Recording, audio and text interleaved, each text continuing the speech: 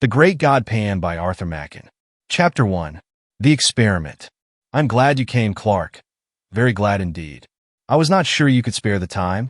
I was able to make arrangements for a few days. Things are not very lively just now. But have you no misgivings, Raymond? Is it absolutely safe? The two men were slowly pacing the terrace in front of Dr. Raymond's house. The sun still hung above the western mountain line, but it shone with a dull red glow that cast no shadows, and all the air was quiet. A sweet breath came from the great wood on the hillside above, and with it, at intervals, the soft murmuring call of the wild doves. Below, in the long, lovely valley, the river wound in and out between the lonely hills, and as the sun hovered and vanished into the west, a faint mist, pure white, began to rise from the hills. Dr. Raymond turned sharply to his friend. Safe? Of course it is. In itself, the operation is a perfectly simple one. Any surgeon could do it. And there is no danger at any other stage? None. Absolutely no physical danger whatsoever. I give you my word. You are always timid, Clark, always, but you know my history. I have devoted myself to transcendental medicine for the last 20 years. I have heard myself called quack and charlatan and impostor, but all the while I knew I was on the right path. 5 years ago, I reached the goal, and since then every day has been a preparation for what we shall do tonight. I should like to believe it is all true. Clark knit his brows and looked doubtfully at Dr. Raymond. Are you perfectly sure, Raymond, that your theory is not a phantasmagoria? A splendid vision, certainly, but a mere vision after all? Dr. Raymond stopped in his walk and turned sharply. He was a middle-aged man, gaunt and thin, of a pale yellow complexion, but as he answered Clark and faced him, there was a flush on his cheek. Look about you, Clark. You see the mountain, and hill following after hill, as wave on wave. You see the woods and orchard, the fields of ripe corn, and the meadows reaching to the reed beds by the river. You see me standing here beside you, and hear my voice, but I tell you that all these things, yes, from that star that has just shone out in the sky to the solid ground beneath our feet, I say that all these are but dreams and shadows, the shadows that hide the real world from our eyes. There is a real world, but it is beyond this glamour and this vision, beyond these chases and heiress, dreams and a career. Beyond them all is beyond a veil. I do not know whether any human being has ever lifted that veil, but I do know, Clark, that you and I shall see it lifted this very night from before another's eyes. You may think this all strange nonsense. It may be strange, but it is true, and the ancients knew what lifting the veil means. They called it seeing the God Pan. Clark shivered. The white mist gathering over the river was chilly. It is wonderful indeed, he said. We are standing on the brink of a strange world, Raymond, if what you say is true. I suppose the knife is absolutely necessary? Yes, a slight lesion in the gray matter. That is all. A trifling rearrangement of certain cells. A microscopical alteration that would escape the attention of 99 brain specialists out of 100. I don't want to bother you with shop.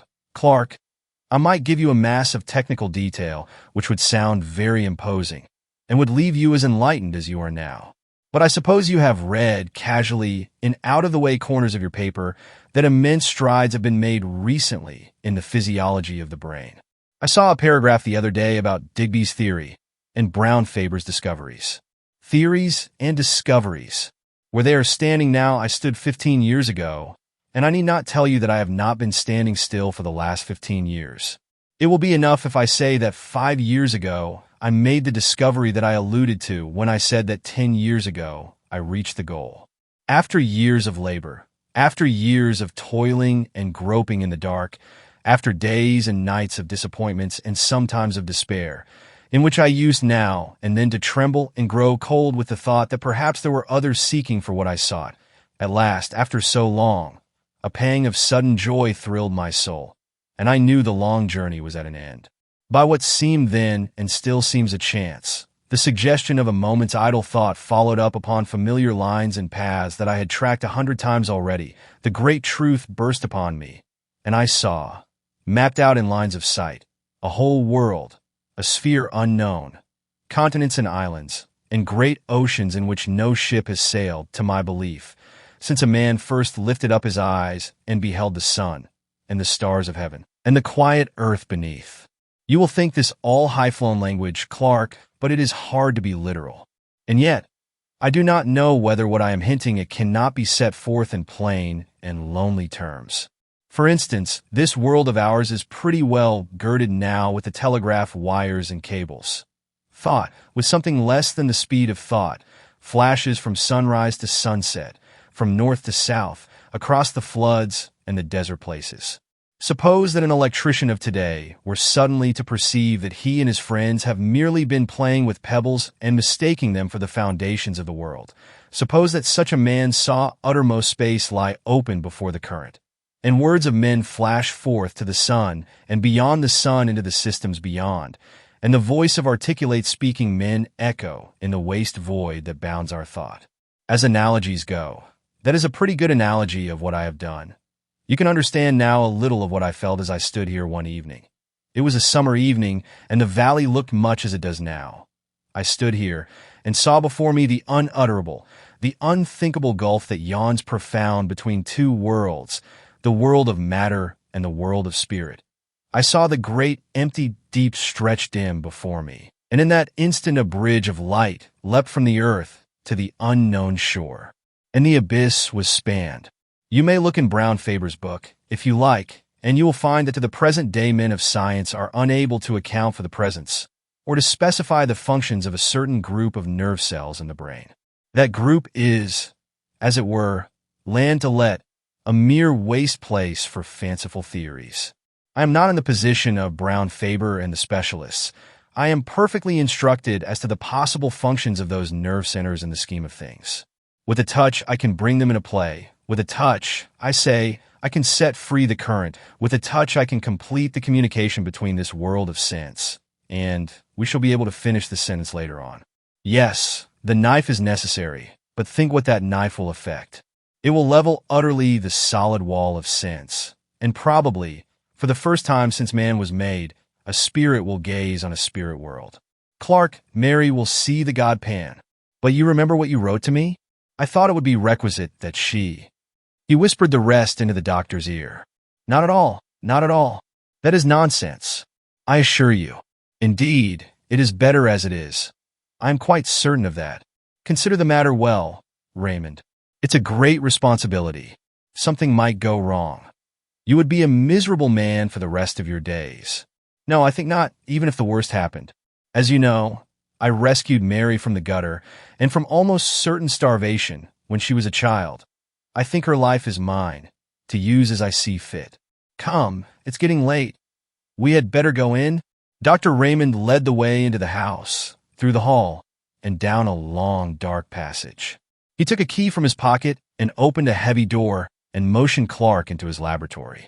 It had once been a billiard room and was lighted by a glass dome in the center of the ceiling, whence there still shone a sad gray light on the figure of the doctor as he lit a lamp with a heavy shade and placed it on a table in the middle of the room. Clark looked about him. Scarcely a foot of wall remained bare. There were shelves all around laden with bottles and phials of all shapes and colors, and at one end stood a little Chippendale bookcase. Raymond pointed to this. You see that parchment Oswald Crollius? He was one of the first to show me the way, though I don't think he ever found it himself. That is a strange saying of his. In every grain of wheat there lies hidden the soul of a star. There was not much furniture in the laboratory. The table in the center, a stone slab with a drain in one corner, the two armchairs on which Raymond and Clark were sitting. That was all, except an odd-looking chair at the furthest end of the room. Clark looked at it and raised his eyebrows. Yes, that is the chair, said Raymond. We may as well place it in position. He got up and wheeled the chair to the light, and began raising and lowering it, letting down the seat, setting the back at various angles, and adjusting the footrest. It looked comfortable enough, and Clark passed his hand over the soft green velvet as the doctor manipulated the levers.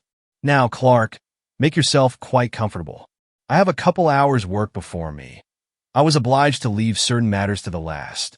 Raymond went to the stone slab, and Clark watched him drearily as he bent over a row of phials and lit the flame under the crucible. The doctor had a small hand lamp, shaded as the larger one, on a ledge above his apparatus, and Clark, who sat in the shadows, looked down at the great shadowy room, wondering at the bizarre effects of brilliant light and undefined darkness contrasting with one another. Soon he became conscious of an odd odor, at first the merest suggestion of odor, in the room. And as it grew more decided, he felt surprised that he was not reminded of the chemist's shop or the surgery. Clark found himself idly endeavoring to analyze the sensation, and half-conscious, he began to think of a day, 15 years ago, that he had spent roaming through the woods and meadows near his own home. It was a burning day at the beginning of August.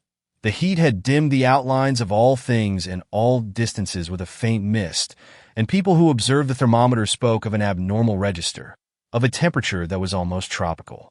Strangely, that wonderful hot day of the 50s rose up again in Clark's imagination. The sense of dazzling, all-pervading sunlight seemed to blot out the shadows and the lights of the laboratory, and he felt again the heated air beating in gusts about his face, saw the shimmer rising from the turf, and heard the myriad murmur of the summer. "I hope the smell doesn't annoy you, Clark. There's nothing unwholesome about it. It may make you a bit sleepy, that's all." Clark heard the words quite distinctly and knew that Raymond was speaking to him. But for the life of him, he could not rouse himself from his lethargy. He could only think of the lonely walk he had taken 15 years ago. It was his last look at the fields and woods he had known since he was a child, and now it all stood out in brilliant light as a picture before him. Above all, there came to his nostrils the scent of summer, the smell of flowers mingled, and the odor of the woods, of cool shaded places, deep in the green depths, drawn forth by the sun's heat, and the scent of the good earth, lying as it were with arms stretched forth and smiling lips, overpowered all. His fancies made him wander, as he had wandered long ago, from the fields into the wood, tracking a little path between the shining undergrowth of beech trees, and the trickle of water dropping from the limestone rock sounded as a clear melody in the dream. Thoughts began to go astray and to mingle with other thoughts. The beech alley was transformed to a path between ilex trees, and there a vine climbed from bough to bough and sent up waving tendrils and drooped with purple grapes, and the sparse gray-green leaves of a wild olive tree stood out against the dark shadows of the ilex. Clark, in the deep folds of dream, was conscious that the path from his father's house had led him into an undiscovered country, and he was wondering at the strangeness of it all, when suddenly, in place of the hum and murmur of the summer, an infinite silence seemed to fall on all things, and the wood was hushed, and for a moment in time he stood face to face there with a presence that was neither man nor beast, neither the living nor the dead, but all things mingled, the form of all things, but devoid of all form. And in that moment, the sacrament of body and soul was dissolved, and a voice seemed to cry, "Let us go hence." And then the darkness of darkness beyond the stars, the darkness of everlasting. When Clark woke up with a start, he saw Raymond pouring a few drops of some oily fluid into a green phial, which he stoppered tightly. "You have been dozing," he said. "The journey must have tired you out. It is done now. I am going to fetch Mary. I shall be back in 10 minutes. Clark lay back in his chair and wondered. It seemed as if he had but passed from one dream into another. He half expected to see the walls of the laboratory melt and disappear, and to awake in London, shuddering at his own sleeping fancies. But at last the door opened, and the doctor returned, and behind him came a girl of about 17, dressed all in white. She was so beautiful that Clark did not wonder at what the doctor had written to him. She was blushing now over face and neck and arms, but Raymond seemed unmoved. "Mary," he said, "the time has come. You are quite free. Are you willing to trust yourself to me entirely?" "Yes, dear." "Do you hear that, Clark? You are my witness. Here is the chair, Mary. It is quite easy. Just sit in it and lean back. Are you ready?" "Yes, dear, quite ready. Give me a kiss before you begin." The doctor stooped and kissed her mouth, kindly enough. "Now shut your eyes," he said. The girl closed her eyelids, as if she were tired and longed for sleep, and Raymond placed the green phial to her nostrils. Her face grew white, whiter than her dress. She struggled faintly, and then with the feeling of submission strong within her, crossed her arms upon her breast as a little child about to say her prayers. The bright light of the lamp fell full upon her, and Clark watched changes fleeting over her face as the changes of the hills when the summer clouds float across the sun. And then she lay all white and still, and the doctor turned up one of her eyelids. She was quite unconscious. Raymond pressed hard on one of the levers, and the chair instantly sank back. Clark saw him cutting away a circle, like a tonsure, from her hair, and the lamp was moved nearer. Raymond took a small, glittering instrument from a little case, and Clark turned away shudderingly. When he looked again, the doctor was binding up the wound he had made. "She will awake in 5 minutes." Raymond was still perfectly cool. "There is nothing more to be done. We can only wait." The minutes passed slowly. They could hear a slow, heavy ticking. There was an old clock in the passage. Clark felt sick and faint. His knees shook beneath him. He could hardly stand. Suddenly, as they watched, they heard a long-drawn sigh, and suddenly did the color that had vanished return to the girl's cheeks, and suddenly her eyes opened. Clark quailed before them. They shone with an awful light, looking far away, and a great wonder fell upon her face, and her hand stretched out as if to touch what was invisible. But in an instant the wonder faded, and gave place to the most awful terror. The muscles of her face were hideously convulsed. She shook from head to foot. The soul seemed struggling and shuddering within the house of flesh. It was a horrible sight, and Clark rushed forward as she fell shrieking to the floor. 3 days later, Raymond took Clark to Mary's bedside. She was lying wide awake, rolling her head from side to side and grinning vacantly. "Yes," said the doctor, still quite cool, "it is a great pity. She is a hopeless idiot. However, it could not be helped. And after all, she has seen the great god Pan." Chapter 2. Mr. Clark's Memoirs. Mr. Clark, the gentleman chosen by Dr. Raymond to witness the strange experiment of the god Pan, was a person in whose character caution and curiosity were oddly mingled. In his sober moments, he thought of the unusual and eccentric with undisguised aversion. And yet, deep in his heart, there was a wide-eyed inquisitiveness with respect to all the more recondite and esoteric elements in the nature of men. The latter tendency had prevailed when he accepted Raymond's invitation, for though his considered judgment had always repudiated the doctor's theories as the wildest nonsense, yet he secretly hugged a belief in fantasy, and would have rejoiced to see that belief confirmed. The horrors that he witnessed in the dreary laboratory were to a certain extent salutary. He was conscious of being involved in an affair not altogether reputable, and for many years afterwards he clung bravely to the commonplace, and rejected all occasions of occult investigation. Indeed, on some homeopathic principle, he for some time attended the seances of distinguished mediums, hoping that the clumsy tricks of these gentlemen would make him altogether disgusted with mysticism of every kind. But the remedy, though caustic, was not efficacious. Clark knew that he still pined for the unseen, and little by little, the old passion began to reassert itself, as the face of Mary, shuddering and convulsed with an unknown terror, faded slowly from his memory. Occupied all day in pursuits both serious and lucrative, the temptation to relax in the evening was too great, especially in the winter months, when the fire cast a warm glow over his snug bachelor apartment, and a bottle of some choice claret stood ready by his elbow. His dinner digested, he would make a brief pretense of reading the evening paper, but the mere catalogue of news soon palled upon him, and Clark would find himself casting glances of warm desire in the direction of an old Japanese bureau, which stood at a pleasant distance from the hearth. Like a boy before a jam closet, for a few minutes he would hover indecisive, but lust always prevailed, and Clark ended by drawing up his chair, lighting a candle, and sitting down before the bureau. Its pigeonholes and drawers teemed with documents on the most morbid subjects, and in the well reposed a large manuscript volume, in which he had painfully entered the gems of his collection. Clark had a fine contempt for published literature. The most ghostly story ceased to interest him if it happened to be printed. His sole pleasure was in the reading, compiling, and rearranging what he called his memoirs to prove the existence of the devil. And engaged in this pursuit, the evenings seemed to fly, and the night appeared too short. On one particular evening, an ugly December night, black with fog and raw with frost, Clark hurried over his dinner and scarcely deigned to observe his customary ritual of taking up the paper and laying it down again. He paced 2 or 3 times up and down the room and opened the bureau, stood still a moment, and sat down. He leant back, absorbed in one of those dreams to which he was subject, and at length drew out his book and opened it at the last entry. There were 3 or 4 pages densely covered with Clark's round, set penmanship, and at the beginning he had written in a somewhat larger hand, "Singular narrative told me by my friend, Dr. Phillips.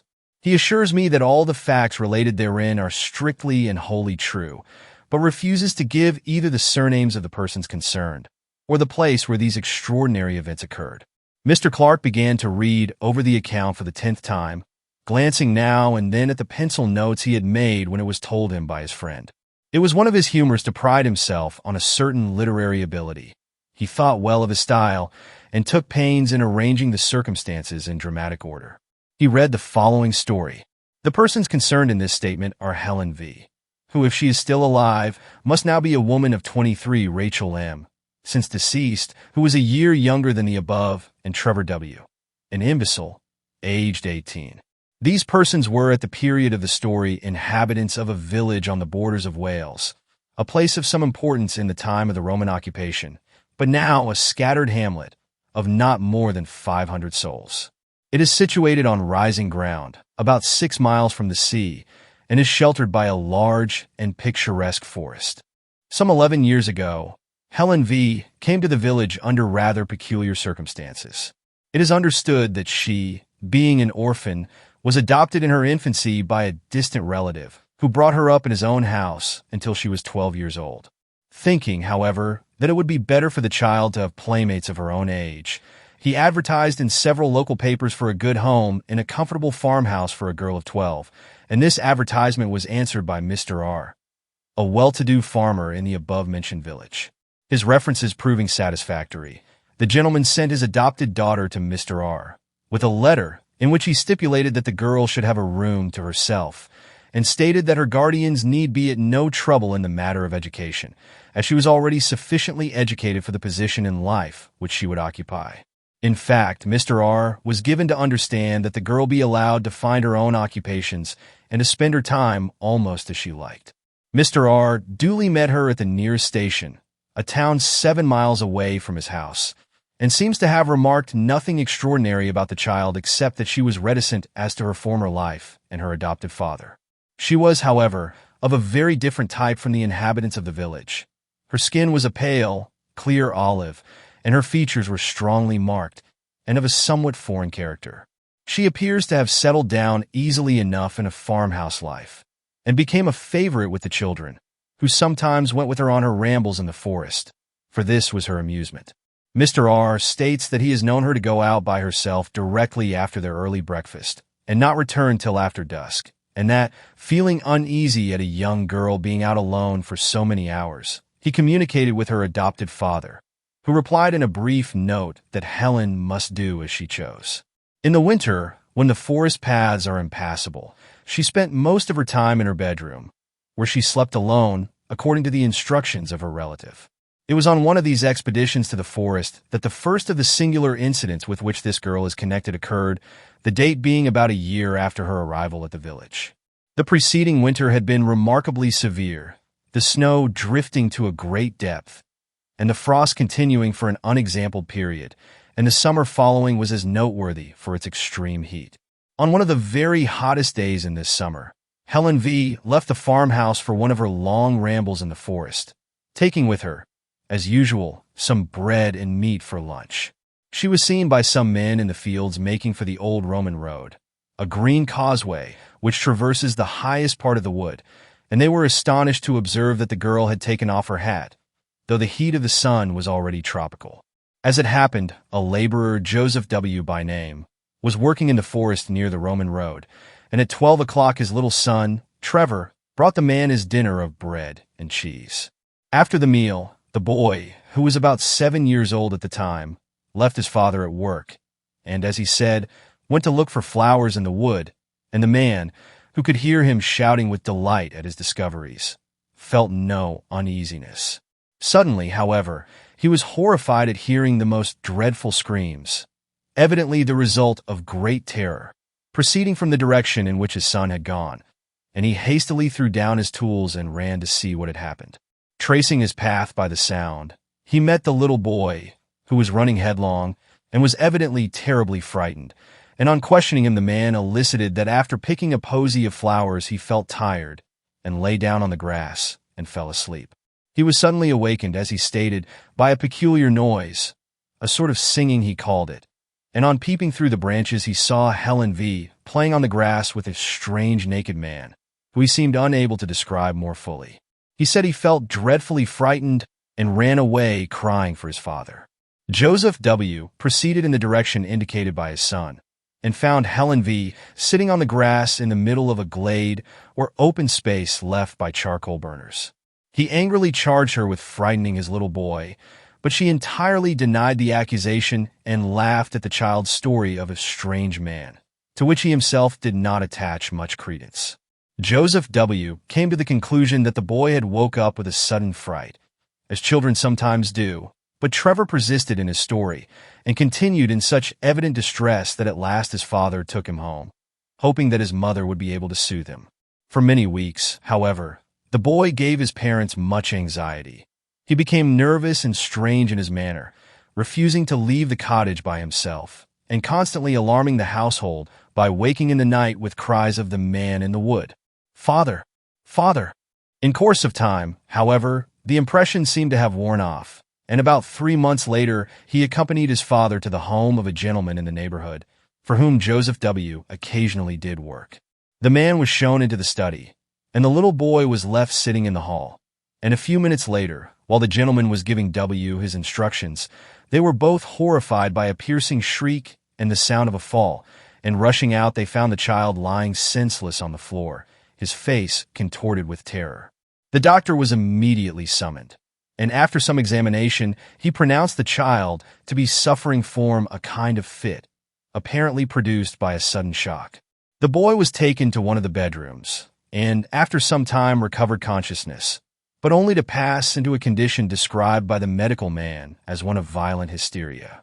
The doctor exhibited a strong sedative, and in the course of 2 hours pronounced him fit to walk home. But in passing through the hall, the paroxysms of fright returned, and with additional violence. The father perceived that the child was pointing at some object, and heard the old cry, "The man in the wood," and looking in the direction indicated saw a stone head of grotesque appearance, which had been built into the wall above one of the doors. It seems the owner of the house had recently made alterations in his premises, and on digging the foundations for some offices, the men had found a curious head, evidently of the Roman period, which had been placed in the manner described. The head is pronounced by the most experienced archaeologists of the district to be that of a faun or satyr. Dr. Phillips tells me that he has seen the head in question, and assures me that he has never received such a vivid presentment of intense evil. From whatever cause arising, this second shock seemed too severe for the boy Trevor, and at the present date he suffers from a weakness of intellect, which gives but little promise of amending. The matter caused a good deal of sensation at the time, and the girl Helen was closely questioned by Mr. R., but to no purpose, she steadfastly denying that she had frightened or in any way molested Trevor. The second event with which this girl's name is connected took place about 6 years ago, and is of a still more extraordinary character. At the beginning of the summer of 1882, Helen contracted a friendship of a peculiarly intimate character with Rachel M., the daughter of a prosperous farmer in the neighborhood. This girl, who was a year younger than Helen, was considered by most people to be the prettier of the two, though Helen's features had to a great extent softened as she became older. The two girls, who were together on every available opportunity, presented a singular contrast, the one with her clear, olive skin and almost Italian appearance, and the other of the proverbial red and white of our rural districts. It must be stated that the payments made to Mr. R. for the maintenance of Helen were known in the village for their excessive liberality, and the impression was general that she would one day inherit a large sum of money from her relative. The parents of Rachel were therefore not averse from their daughter's friendship with the girl, and even encouraged the intimacy, though they now bitterly regret having done so.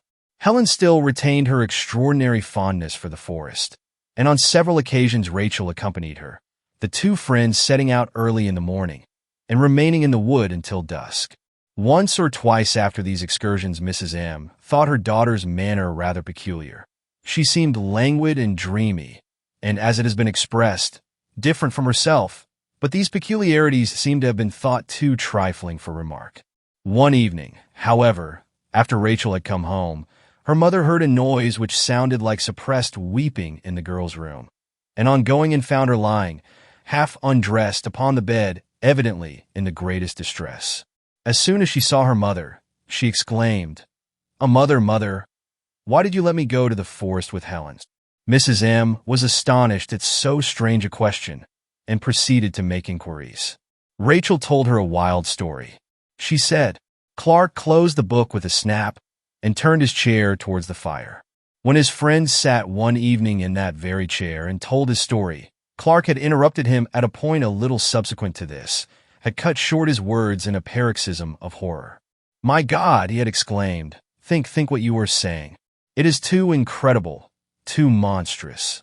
Such things can never be in this quiet world, where men and women live and die, and struggle and conquer, or maybe fail, and fall down under sorrow, and grieve and suffer strange fortunes for many a year. But not this, Phillips, not such things as this. There must be some explanation, some way out of the terror. Why, man, if such a case were possible, our earth would be a nightmare." But Phillips had told his story to the end, concluding, "Her flight remains a mystery to this day. She vanished in broad sunlight. They saw her walking in a meadow, and a few moments later she was not there." Clark tried to conceive the thing again, as he sat by the fire, and again his mind shuddered and shrank back, appalled before the sight of such awful, unspeakable elements enthroned, as it were, and triumphant in human flesh. Before him stretched the long, dim vista of the green causeway in the forest, as his friend had described it. He saw the swaying leaves and the quivering shadows on the grass. He saw the sunlight and the flowers, and far away, far in the long distance, the two figures moved toward him. One was Rachel, but the other? Clark had tried his best to disbelieve it all, but at the end of the account, as he had written it in his book, he had placed the inscription, Et diabolus incarnatus est homo factus est. Chapter 3. The City of Resurrections. "Herbert, good God, is it possible? Yes, my name's Herbert. I think I know your face, too, but I don't remember your name. My memory is very queer. Don't you recollect Villiers of Wadham? So it is. I beg your pardon, Villiers. I didn't think I was begging of an old college friend. Good night. My dear fellow, this haste is unnecessary. My rooms are close by, but we won't go there just yet. Suppose we walk up Shaftesbury Avenue a little way? But how in heaven's name have you come to this pass, Herbert? It's a long story, Villiers, and a strange one too, but you can hear it if you like. Come on then. Take my arm. You don't seem very strong." The ill-assorted pair moved slowly up Rupert Street, the one in dirty, evil-looking rags, and the other attired in the regulation uniform of a man about town, trim, glossy, and eminently well-to-do. Villiers had emerged from his restaurant after an excellent dinner of many courses, assisted by an ingratiating little flask of Chianti, and, in that frame of mind which was with him almost chronic, had delayed a moment by the door, peering round in the dimly lighted street in search of those mysterious incidents and persons with which the streets of London teem in every quarter and every hour. Villiers prided himself as a practiced explorer of such obscure mazes and byways of London life, and in this unprofitable pursuit he displayed an assiduity which was worthy of more serious employment. Thus he stood by the lamp-post surveying the passers-by with undisguised curiosity, and with that gravity known only to the systematic diner, had just enunciated in his mind a formula. London has been called the City of Encounters. It is more than that. It is the City of Resurrections. When these reflections were suddenly interrupted by a piteous whine at his elbow and a deplorable appeal for alms. He looked around in some irritation, and with a sudden shock found himself confronted with the embodied proof of his somewhat stilted fancies. There, close beside him, his face altered and disfigured by poverty and disgrace, his body barely covered by greasy, ill-fitting rags, stood his old friend Charles Herbert, who had matriculated on the same day as himself, with whom he had been merry and wise for 12 revolving terms. Different occupations and varying interests had interrupted the friendship, and it was 6 years since Villiers had seen Herbert. And now he looked upon this wreck of a man with grief and dismay, mingled with a certain inquisitiveness as to what dreary chain of circumstances had dragged him down to such a doleful pass. Villiers felt together with compassion all the relish of the amateur in mysteries, and congratulated himself on his leisurely speculations outside the restaurant. They walked on in silence for some time, and more than one passerby stared in astonishment at the unaccustomed spectacle of a well-dressed man with an unmistakable beggar hanging onto his arm. And observing this, Villiers led the way to an obscure street in Soho. Here he repeated his question. "How on earth has it happened, Herbert? I always understood you would succeed to an excellent position in Dorsetshire. Did your father disinherit you? Surely not." "No, Villiers. I came into all the property in my poor father's death. He died a year after I left Oxford. He was a very good father to me, and I mourned his death sincerely enough. But you know what young men are. A few months later I came up to town and went a good deal into society. Of course I had excellent introductions, and I managed to enjoy myself very much in a harmless sort of way. I played a little, certainly, but never for heavy stakes, and the few bets I made on races brought me in money. Only a few pounds, but enough to pay for cigars and such petty pleasures. It was in my second season that the tide turned. Of course you have heard of my marriage." "No, I never heard anything about it." "Yes, I married Villiers. I met a girl of the most wonderful and most strange beauty, at the house of some people whom I knew. I cannot tell you her age. I never knew it, but so far as I can guess, I should think she must have been about 19 when I made her acquaintance. My friends had come to know her at Florence. She told them she was an orphan, the child of an English father and an Italian mother, and she charmed them as she charmed me. The first time I saw her was at an evening party. I was standing by the door talking to a friend, when suddenly above the hum and babble of conversation, I heard a voice which seemed to thrill to my heart. She was singing an Italian song. I was introduced to her that evening, and in 3 months I married Helen. Villiers, that woman, if I can call her woman, corrupted my soul. The night of the wedding, I found myself sitting in her bedroom in the hotel, listening to her talk. She was sitting up in bed, and I listened to her as she spoke in her beautiful voice, spoke of things which even now I would not dare whisper in the blackest night, though I stood in the midst of a wilderness. You, Villiers, you may think you know life and London, and what goes on day and night in this dreadful city. For all I can say, you may have heard the talk of the vilest, but I tell you, you can have no conception of what I know. Not in your most fantastic, hideous dreams can you have imaged forth the faintest shadow of what I have heard and seen. Yes, seen. I have seen the incredible, such horrors that even I myself sometimes stop in the middle of the street and ask whether it is possible for a man to behold such things and live. In a year, Villiers, I was a ruined man in body and soul. In body and soul? But your property, Herbert? You had land in Dorset. I sold it all. The fields and woods, the dear old house, everything. And the money? She took it all from me. And then left you? Yes. She disappeared one night. I don't know where she went, but I am sure if I saw her again, it would kill me. The rest of my story is of no interest, sordid misery, that is all.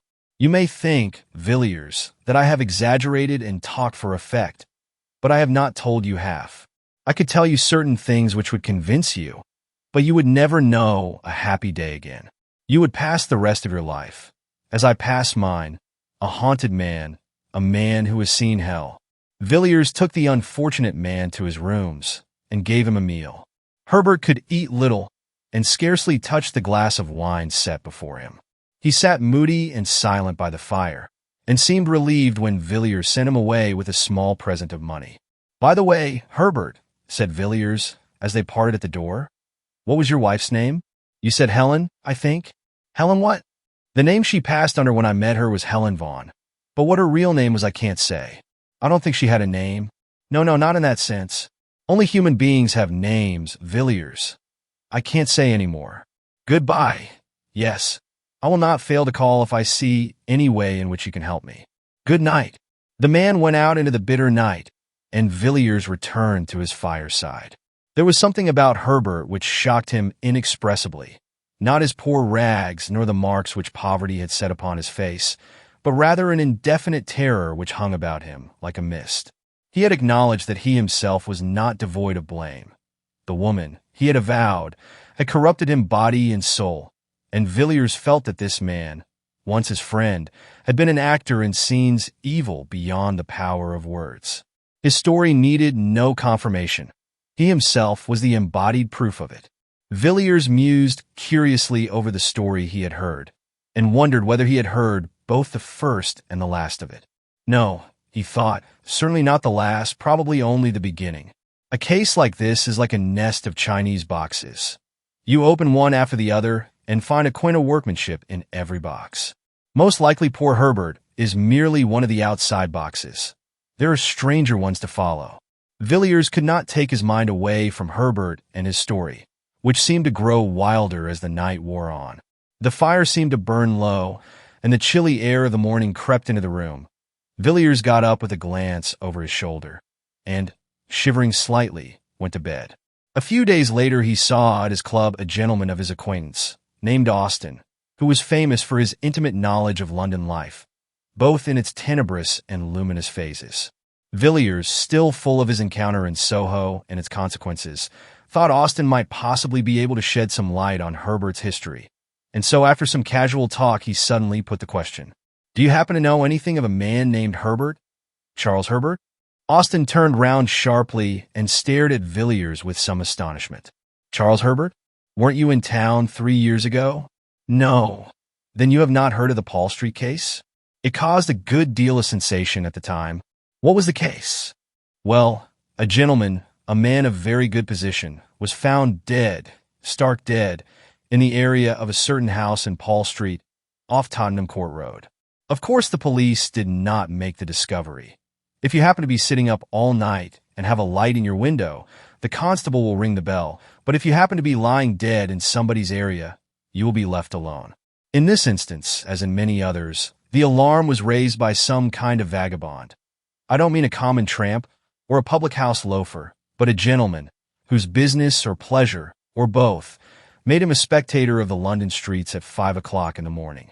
This individual was, as he said, going home, it did not appear whence or whither, and had occasion to pass through Paul Street between 4 and 5 a.m. Something or other caught his eye at number 20. He said, absurdly enough, that the house had the most unpleasant physiognomy he had ever observed, but at any rate, he glanced down the area and was a good deal astonished to see a man lying on the stones, his limbs all huddled together, and his face turned up. Our gentleman thought his face looked peculiarly ghastly, and so set off at a run in search of the nearest policeman. The constable was at first inclined to treat the matter lightly, suspecting common drunkenness. However, he came, and after looking at the man's face, changed his tone quickly enough. The early bird, who had picked up this fine worm, was sent off for a doctor, and the policeman rang and knocked at the door till a slatternly servant girl came down looking more than half asleep. The constable pointed out the contents of the area to the maid, who screamed loudly enough to wake up the street, but she knew nothing of the man, had never seen him at the house, and so forth. Meanwhile, the original discoverer had come back with a medical man, and the next thing was to get into the area. The gate was open, so the whole quartet stumped down the steps. The doctor hardly needed a moment's examination. He said the poor fellow had been dead for several hours, and it was then the case began to get interesting. The dead man had not been robbed, and in one of his pockets were papers identifying him as, well, as a man of good family and means, a favorite in society, and nobody's enemy, as far as could be known. I don't give his name, Villiers, because it has nothing to do with the story, and because it's no good raking up these affairs about the dead when there are no relations living. The next curious point was that the medical men couldn't agree as to how he met his death. There were some slight bruises on his shoulders, but they were so slight that it looked as if he had been pushed roughly out of the kitchen door, and not thrown over the railings from the street or even dragged down the steps. But there were positively no other marks of violence about him, certainly none that would account for his death. And when they came to the autopsy, there wasn't a trace of poison of any kind. Of course, the police wanted to know all about the people at number 20, and here again, so I have heard from private sources, one or two other very curious points came out. It appears that the occupants of the house were a Mr. and Mrs. Charles Herbert. He was said to be a landed proprietor, though it struck most people that Paul Street was not exactly the place to look for country gentry. As for Mrs. Herbert, nobody seemed to know who or what she was. And between ourselves, I fancy the divers, after her history, found themselves in rather strange waters.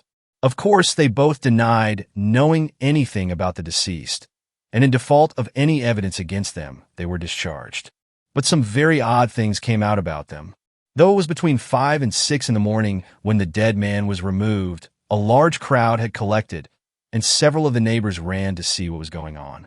They were pretty free with their comments, by all accounts, and from these it appeared that number 20 was in very bad odor in Paul Street. The detectives tried to trace down these rumors to some solid foundation of fact, but could not get hold of anything. People shook their heads and raised their eyebrows and thought the Herberts rather queer, would rather not be seen going into their house, and so on, but there was nothing tangible. The authorities were morally certain the man met his death in some way or another in the house and was thrown out by the kitchen door, but they couldn't prove it, and the absence of any indications of violence or poisoning left them helpless. An odd case, wasn't it? But curiously enough, there's something more that I haven't told you. I happen to know one of the doctors who was consulted as to the cause of death, and sometime after the inquest I met him and asked him about it. "Do you really mean to tell me," I said, "that you were baffled by the case, that you actually don't know what the man died of?" "Pardon me," he replied, "I know perfectly well what caused death. Blank died of fright, of sheer, awful terror. I never saw features so hideously contorted in the entire course of my practice, and I have seen the faces of a whole host of dead. The doctor was usually a cool customer enough, and a certain vehemence in his manner struck me, but I couldn't get anything more out of him. I suppose the Treasury didn't see their way to prosecuting the Herberts for frightening a man to death. At any rate, nothing was done, and the case dropped out of men's minds. Do you happen to know anything of Herbert?" "Well," replied Villiers, "he was an old college friend of mine." "You don't say so? Have you ever seen his wife?" "No, I haven't. I have lost sight of Herbert for many years. It's queer, isn't it, parting with a man at the college gate or at Paddington, seeing nothing of him for years, and then finding him pop up his head in such an odd place. But I should like to have seen Mrs. Herbert. People said extraordinary things about her." "What sort of things?" "Well, I hardly know how to tell you. Everyone who saw her at the police court said she was at once the most beautiful woman and the most repulsive they had ever set eyes on. I have spoken to a man who saw her, and I assure you he positively shuddered as he tried to describe the woman, but he couldn't tell why. She seems to have been a sort of enigma, and I expect if that one dead man could have told tales, he would have told some uncommonly queer ones. And there you are again in another puzzle. What could a respectable country gentleman like Mr. Blank, we'll call him that if you don't mind, want in such a very queer house as number 20? It's altogether a very odd case, isn't it?" "It is indeed, Austin, an extraordinary case. I didn't think, when I asked you about my old friend, I should strike on such strange metal. Well, I must be off. Good day." Villiers went away, thinking of his own conceit of the Chinese boxes. Here was quaint workmanship indeed. Chapter 4. The Discovery in Paul Street. A few months after Villiers' meeting with Herbert, Mr. Clark was sitting, as usual, by his after-dinner hearth, resolutely guarding his fancies from wandering in the direction of the bureau. For more than a week he had succeeded in keeping away from the memoirs, and he cherished hopes of a complete self-reformation. But in spite of his endeavors, he could not hush the wonder and the strange curiosity that the last case he had written down had excited within him. He had put the case, or rather the outline of it, conjecturally to a scientific friend, who shook his head and thought Clark getting queer. And on this particular evening Clark was making an effort to rationalize the story, when a sudden knock at the door roused him from his meditations. "Mr. Villiers to see you, sir." "Dear me, Villiers, it is very kind of you to look me up. I have not seen you for many months. I should think nearly a year. Come in, come in. And how are you, Villiers? Want any advice about investments?" "No, thanks. I fancy everything I have in that way is pretty safe." "No. Clark, I have really come to consult you about a rather curious matter that has been brought under my notice of late." I am afraid you will think it all rather absurd when I tell my tale. I sometimes think so myself, and that's just why I made up my mind to come to you, as I know you're a practical man. Mr. Villiers was ignorant of the memoirs to prove the existence of the devil. Well, Villiers, I shall be happy to give you my advice, to the best of my ability. What is the nature of the case? It's an extraordinary thing altogether. You know my ways. I always keep my eyes open in the streets, and in my time I have chanced upon some queer customers and queer cases too, but this, I think, beats all. I was coming out of a restaurant one nasty winter night about 3 months ago. I had had a capital dinner and a good bottle of Chianti, and I stood for a moment on the pavement, thinking what a mystery there is about London streets and the companies that pass along them. A bottle of red wine encourages these fancies, Clark, and I dare say I should have thought a page of small type, but I was cut short by a beggar who had come behind me and was making the usual appeals. Of course I looked round, and this beggar turned out to be what was left of an old friend of mine, a man named Herbert. I asked him how he had come to such a wretched pass, and he told me. We walked up and down one of those long and dark Soho streets, and there I listened to his story. He said he had married a beautiful girl, some years younger than himself, and, as he put it, she had corrupted him body and soul. He wouldn't go into details. He said he dare not, that what he had seen and heard haunted him by night and day, and when I looked in his face I knew he was speaking the truth. There was something about the man that made me shiver. I don't know why, but it was there. I gave him a little money and sent him away, and I assure you that when he was gone I gasped for breath. His presence seemed to chill one's blood. Isn't this all just a little fanciful, Villiers? I suppose the poor fellow had made an imprudent marriage, and in plain English, gone to the bad. Well, listen to this. Villiers told Clark the story he had heard from Austin. You see, he concluded, there can be but little doubt that this Mr. Blank, whoever he was, died of sheer terror. He saw something so awful, so terrible, that it cut short his life. And what he saw, he most certainly saw in that house, which somehow or other had got a bad name in the neighborhood. I had the curiosity to go and look at the place for myself. It's a saddening kind of street. The houses are old enough to be mean and dreary, but not old enough to be quaint.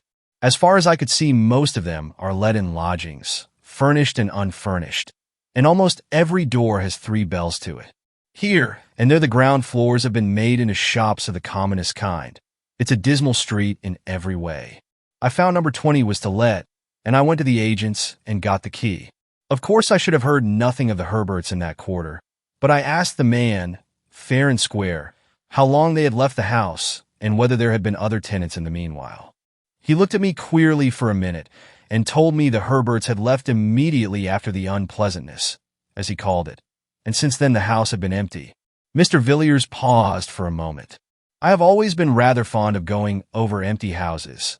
There's a sort of fascination about the desolate, empty rooms, with the nails sticking in the walls and the dust thick upon the windowsills. But I didn't enjoy going over number 20, Paul Street. I had hardly put my foot inside the passage when I noticed a queer, heavy feeling about the air of the house. Of course, all empty houses are stuffy, and so forth, but this was something quite different. I can't describe it to you, but it seemed to stop the breath. I went into the front room and the back room, and the kitchens downstairs. They were all dirty and dusty enough, as you would expect, but there was something strange about them all. I couldn't define it to you, I only know I felt queer. It was one of the rooms on the first floor, though. That was the worst. It was a largish room, and once on a time the paper must have been cheerful enough. But when I saw it, paint, paper, and everything were most doleful. But the room was full of horror. I felt my teeth grinding as I put my hand on the door, and when I went in, I thought I should have fallen fainting to the floor. However, I pulled myself together and stood against the end wall, wondering what on earth there could be about the room to make my limbs tremble, and my heart beat as if I were at the hour of death. In one corner there was a pile of newspapers littered on the floor, and I began looking at them. They were papers of 3 or 4 years ago, some of them half torn, and some crumpled as if they had been used for packing. I turned the whole pile over, and amongst them I found a curious drawing. I will show it to you presently. But I couldn't stay in the room. I felt it was overpowering me. I was thankful to come out, safe and sound, into the open air. People stared at me as I walked along the street, and one man said I was drunk. I was staggering about from one side of the pavement to the other, and it was as much as I could do to take the key back to the agent and get home. I was in bed for a week, suffering from what my doctor called nervous shock and exhaustion. One of those days, I was reading the evening paper and happened to notice a paragraph headed, "Starved to Death." It was the usual style of thing. A model lodging house in Marylebone, a door locked for several days, and a dead man in his chair when they broke in. The deceased, said the paragraph, was known as Charles Herbert, and is believed to have been once a prosperous country gentleman. His name was familiar to the public 3 years ago in connection with a mysterious death in Paul Street, Tottenham Court Road, the deceased being the tenant of the house number 20, in the area of which a gentleman of good position was found dead under circumstances not devoid of suspicion. A tragic ending, wasn't it? But after all, if what he told me were true, which I am sure it was, the man's life was all a tragedy, and a tragedy of a stranger sort than they put on the boards. And that is the story, is it? Said Clark musingly. Yes, that is the story. Well, really, Villiers, I scarcely know what to say about it. There are, no doubt, circumstances in the case which seem peculiar. The finding of the dead man in the area of Herbert's house, for instance, and the extraordinary opinion of the physician as to the cause of death. But, after all, it is conceivable that the facts may be explained in a straightforward manner. As to your own sensations, when you went to see the house, I would suggest that they were due to a vivid imagination. You must have been brooding, in a semi-conscious way, over what you had heard. I don't exactly see what more can be said or done in the matter. You evidently think there is a mystery of some kind, but Herbert is dead. Where then do you propose to look? I propose to look for the woman whom he married. She is the mystery. The two men sat silent by the fireside, Clark secretly congratulating himself on having successfully kept up the character of advocate of the commonplace, and Villiers wrapped in his gloomy fancies. I think I will have a cigarette, he said at last, and put his hand in his pocket to feel for the cigarette case. Ah, he said, starting slightly, I forgot I had something to show you. You remember my saying that I had found a rather curious sketch amongst the pile of old newspapers at the house in Paul Street? Here it is. Villiers drew out a small thin parcel from his pocket. It was covered with brown paper and secured with string, and the knots were troublesome. In spite of himself, Clark felt inquisitive. He bent forward on his chair as Villiers painfully undid the string and unfolded the outer covering. Inside was a second wrapping of tissue, and Villiers took it off and handed the small piece of paper to Clark without a word. There was dead silence in the room for 5 minutes or more. The two men sat so still that they could hear the ticking of the tall, old-fashioned clock that stood outside in the hall, and in the mind of one of them the slow monotony of sound woke up a far, far memory. He was looking intently at the small pen-handing sketch of the woman's head. It had evidently been drawn with great care and by a true artist, for the woman's soul looked out of the eyes, and the lips were parted with a strange smile. Clark gazed still at the face. It brought to his memory one summer evening, long ago. He saw again the long, lovely valley, the river winding between the hills, the meadows and the cornfields, the dull red sun, and the cold white mist rising from the water. He heard a voice speaking to him across the waves of many years, and saying, Clark, Mary will see the godpan, and then he was standing in the grim room beside the doctor, listening to the heavy ticking of the clock, waiting and watching the figure lying on the green chair beneath the lamplight. Mary rose up, and he looked into her eyes, and his heart grew cold within him. Who is this woman? He said at last. His voice was dry and hoarse. That is the woman who Herbert married. Clark looked again at the sketch. It was not Mary after all. There certainly was Mary's face, but there was something else, something he had not seen on Mary's features when the white-clad girl entered the laboratory with the doctor, nor at her terrible awakening, nor when she lay grinning on the bed. Whatever it was, the glance that came from those eyes, the smile on the full lips, or the expression of the whole face, Clark shuddered before it at his inmost soul, and thought unconsciously of Dr. Phillips' words, the most vivid presentment of evil I have ever seen.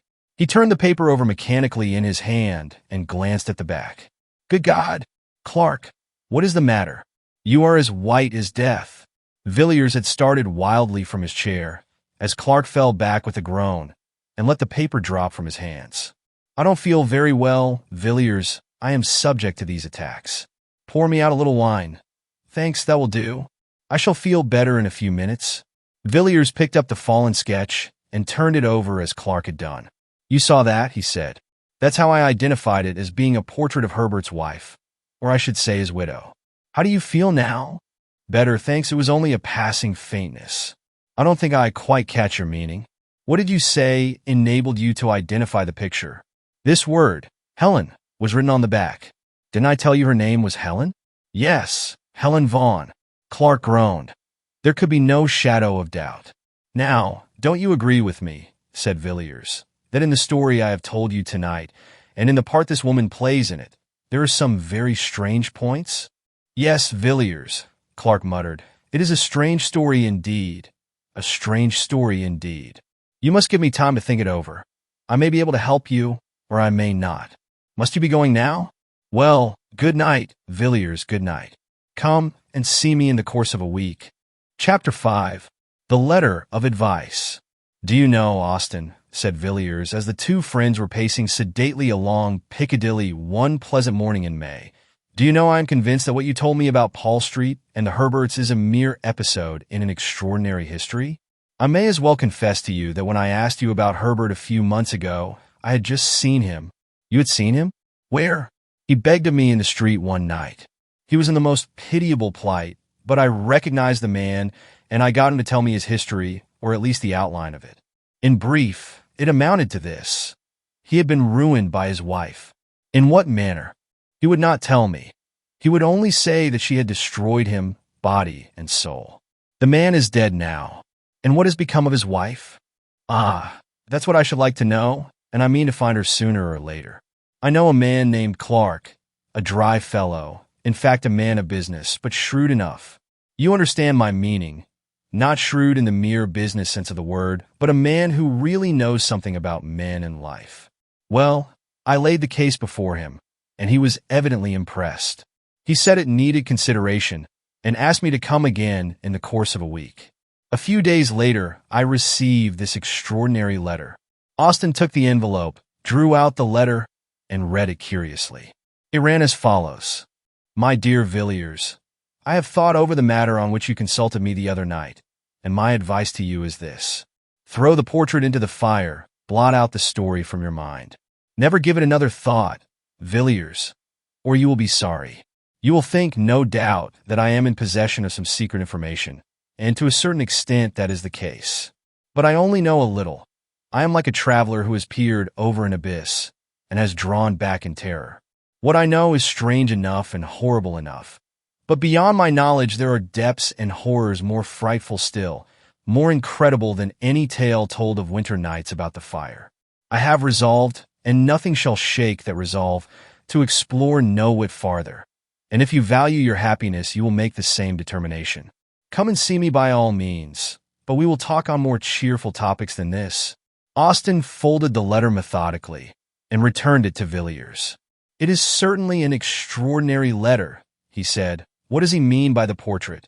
Ah, I forgot to tell you I have been to Paul Street and have made a discovery. Villiers told his story as he had told it to Clark, and Austin listened in silence. He seemed puzzled. How very curious that you should experience such an unpleasant sensation in that room, he said at length. I hardly gather that it was a mere matter of the imagination, a feeling of repulsion, in short. No, it was more physical than mental. It was as if I were inhaling at every breath some deadly fume, which seemed to penetrate to every nerve and bone and sinew of my body. I felt racked from head to foot. My eyes began to grow dim. It was like the entrance of death. Yes, very strange, certainly. You see, your friend confesses that there is some very black story connected with this woman. Did you notice any particular emotion in him when you were telling your tale? Yes, I did. He became very faint, but he assured me that it was a mere passing attack to which he was subject. Did you believe him? I did at the time, but I don't now. He heard what I had to say with a good deal of indifference till I showed him the portrait. It was then that he was seized with the attack of which I spoke. He looked ghastly, I assure you. Then he must have seen the woman before. But there might be another explanation. It might have been the name, and not the face, which was familiar to him. What do you think? I couldn't say. To the best of my belief, it was after turning the portrait in his hands that he nearly dropped from the chair. The name, was written on the back. Quite so. After all, it is impossible to come to any resolution in a case like this. I hate melodrama, and nothing strikes me as more commonplace and tedious than the ordinary ghost story of commerce. But really, Villiers, it looks as if there was something very queer at the bottom of all this. The two men had, without noticing it, turned up Ashley Street, leading northward from Piccadilly. It was a long street, and rather a gloomy one, but here and there a brighter taste had illuminated the dark houses with flowers and gay curtains and a cheerful paint on the doors. Villiers glanced up as Austin stopped speaking and looked at one of these houses. Geraniums, red and white, drooped from every sill, and daffodil-colored curtains were draped back from each window. "It looks cheerful, doesn't it?" he said. "Yes, and the inside is still more cheery. One of the pleasantest houses of the season, so I have heard. I haven't been there myself, but I've met several men who have, and they tell me it's uncommonly jovial." "Whose house is it?" "A Mrs. Beaumont's." "And who is she?" "I couldn't tell you. I have heard she comes from South America, but after all, who she is of little consequence. She is a very wealthy woman, there's no doubt of that, and some of the best people have taken her up. I hear she has some wonderful claret, really marvelous wine, which must have cost a fabulous sum. Lord Argentine was telling me about it. He was there last Sunday evening. He assures me he has never tasted such a wine, and Argentine, as you know, is an expert. By the way, that reminds me, she must be an oddish sort of woman, this Mrs. Beaumont." Argentine asked her how old the wine was, and what do you think she said? "About 1,000 years, I believe." Lord Argentine thought she was chaffing him, but when he laughed she said she was speaking quite seriously and offered to show him the jar. Of course, he couldn't say anything more after that, but it seems rather antiquated for a beverage, doesn't it? "Why, here we are at my rooms. Come in, won't you?" "Thanks, I think I will. I haven't seen the curiosity shop for a while." It was a room furnished richly, yet oddly, where every jar and bookcase and table, and every rug and jar and ornament seemed to be a thing apart, preserving each its own individuality. "Anything fresh lately?" said Villiers after a while. "No, I think not. You saw those queer jugs, didn't you?" "I thought so. I don't think I've come across anything for the last few weeks." Austin glanced around the room from cupboard to cupboard, from shelf to shelf, in search of some new oddity. His eyes fell at last on an odd chest, pleasantly and quaintly carved, which stood in a dark corner of the room. "Ah," he said, "I was forgetting. I have got something to show you." Austin unlocked the chest, drew out a thick quarto volume, laid it on the table, and resumed the cigar he had put down. "Did you know Arthur Machen the painter, Villiers?" "A little. I met him 2 or 3 times at the house of a friend of mine." "What has become of him?" "I haven't heard his name mentioned for some time." "He's dead." "You don't say so. Quite young, wasn't he?" "Yes. Only 30 when he died." "What did he die of?" "I don't know. He was an intimate friend of mine and a thoroughly good fellow. He used to come here and talk to me for hours, and he was one of the best talkers I have met. He could even talk about painting, and that's more than can be said of most painters. About 18 months ago, he was feeling rather overworked, and partly at my suggestion, he went off on a sort of roving expedition with no very definite end or aim about it. I believe New York was to be his first port, but I never heard from him. 3 months ago, I got this book, with a very civil letter from an English doctor practicing at Buenos Aires, stating that he had attended the late Mr. Merrick during his illness, and that the deceased had expressed an earnest wish that the enclosed packet should be sent to me after his death. That was all. And haven't you written for further particulars?" "I've been thinking of doing so." "You would advise me to write to the doctor?" "Certainly. And what about the book?" "It was sealed up when I got it. I don't think the doctor had seen it. It is something very rare." "Merrick was a collector, perhaps?" "No, I think not, hardly a collector. Now, what do you think of these Ainu jugs?" "They're peculiar, but I like them." "But aren't you going to show me poor Merrick's legacy?" Yes, to be sure. The fact is, it's rather a peculiar sort of thing, and I haven't shown it to anyone. I wouldn't say anything about it if I were you. There it is." Villiers took the book and opened it at haphazard. "It isn't a printed volume, then," he said. "No. It is a collection of drawings in black and white by my poor friend Merrick." Villiers turned to the first page. It was blank.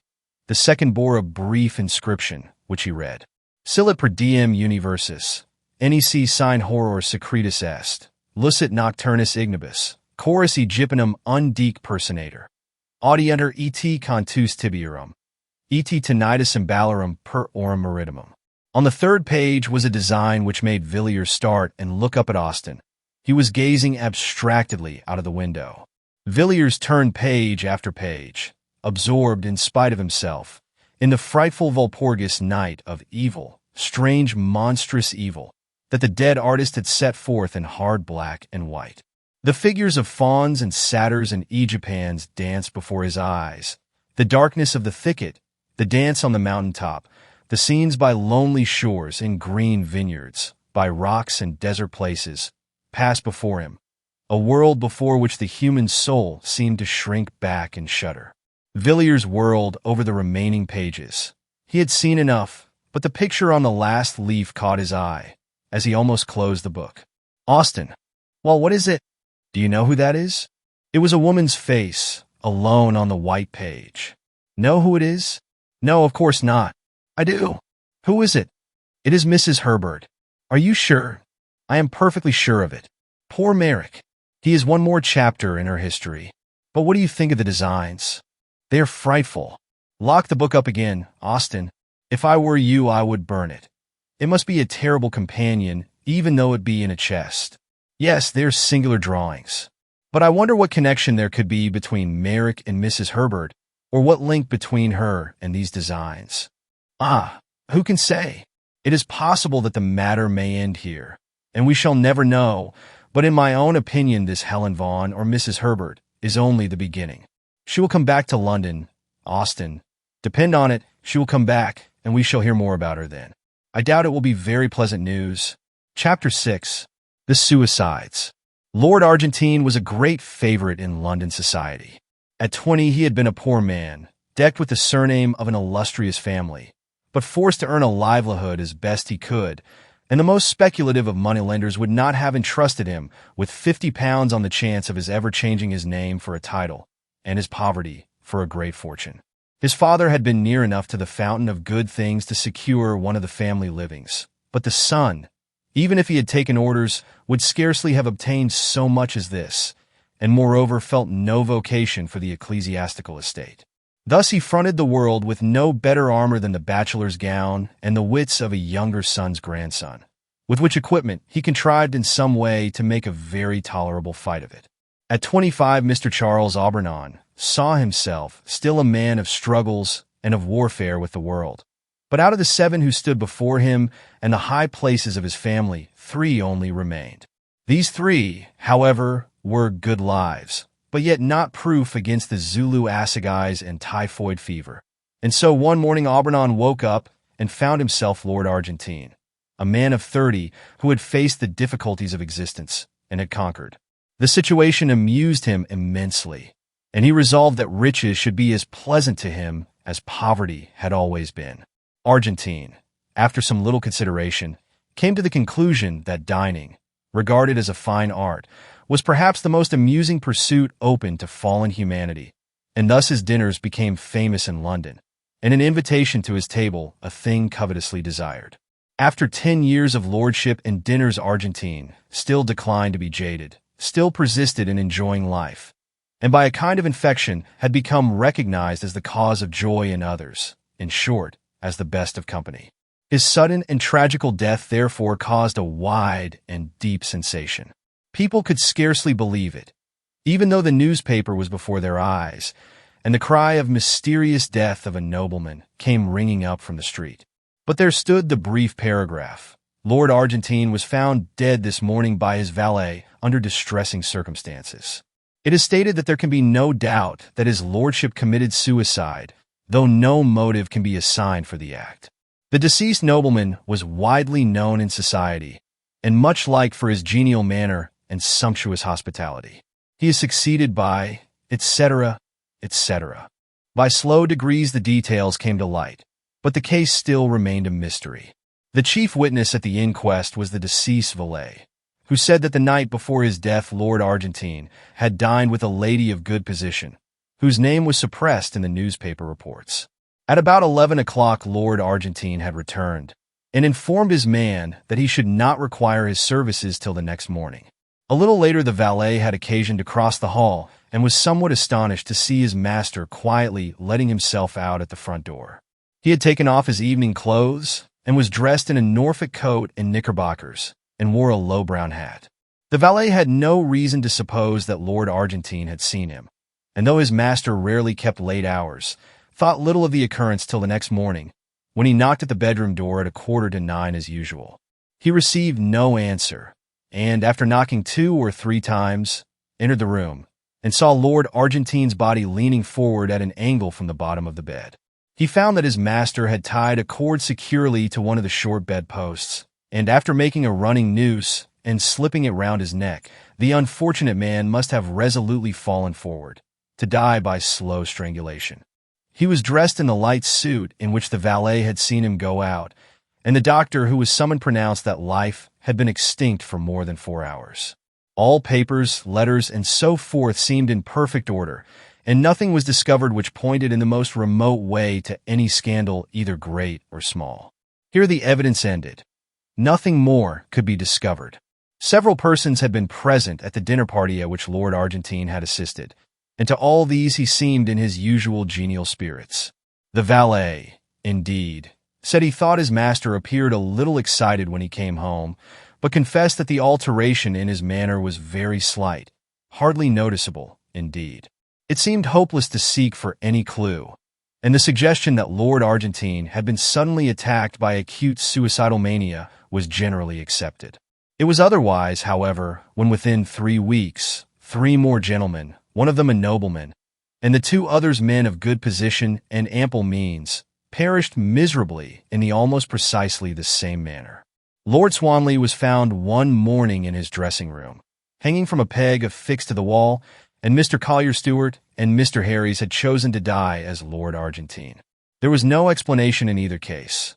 A few bald facts, a living man in the evening, and a body with a black swollen face in the morning.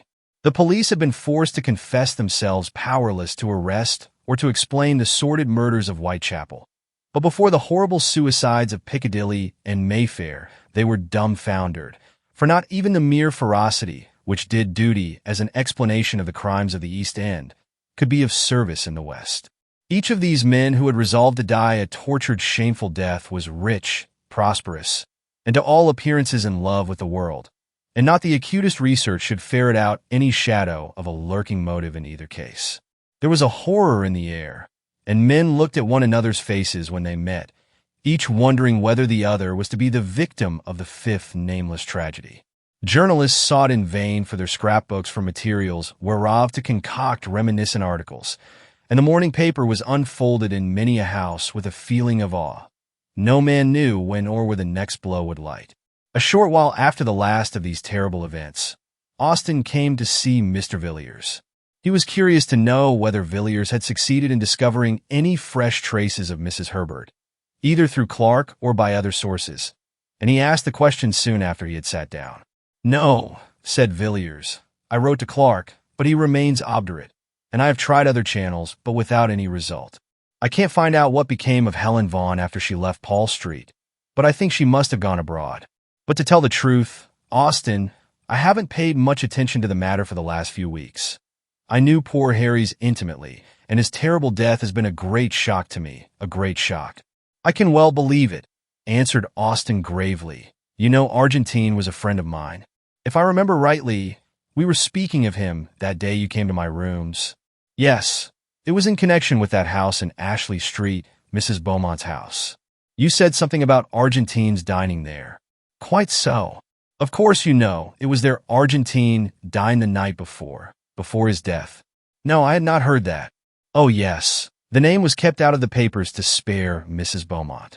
Argentine was a great favorite of hers, and it is said she was in a terrible state for some time after." A curious look came over Villiers' face. He seemed undecided whether to speak or not. Austin began again. "I never experienced such a feeling of horror as when I read the account of Argentine's death. I didn't understand it at the time, and I don't now.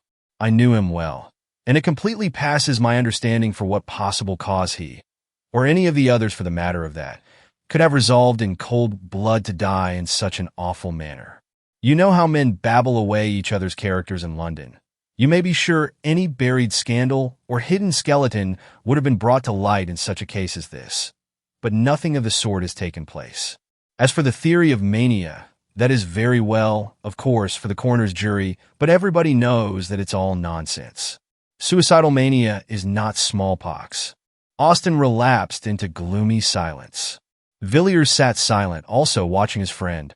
The expression of indecision still fleeted across his face. He seemed as if weighing his thoughts in the balance, and the considerations he was resolving left him still silent. Austen tried to shake off the remembrance of tragedies as hopeless and perplexed as the labyrinth of Daedalus, and began to talk in an indifferent voice of the more pleasant incidents and adventures of the season. That Mrs. Beaumont, he said, of whom we were speaking, is a great success. She has taken London almost by storm. I met her the other night at Fulham's. She is really a remarkable woman.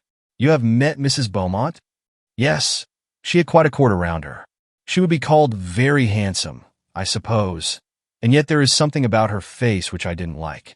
The features are exquisite, but the expression is strange.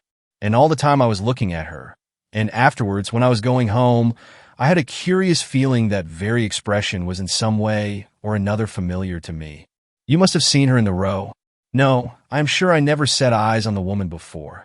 It is that which makes it puzzling. And to the best of my belief, I have never seen anyone like her. What I felt was a kind of dim, far-off memory, vague but persistent. The only sensation I can compare it to is that odd feeling one sometimes has in a dream, when fantastic cities and wondrous lands and phantom personages appear familiar and accustomed. Villiers nodded and glanced aimlessly round the room, possibly in search of something on which to turn the conversation. His eyes fell on an old chest somewhat like that in which the artist's strange legacy lay hid beneath a Gothic scutcheon. "Have you written to the doctor about poor Merrick?" he asked. "Yes. I wrote asking for full particulars as to his illness and death. I don't expect to have an answer for another 3 weeks or a month. I thought I might as well inquire whether Merrick knew an Englishwoman named Herbert, and if so, whether the doctor could give me any information about her.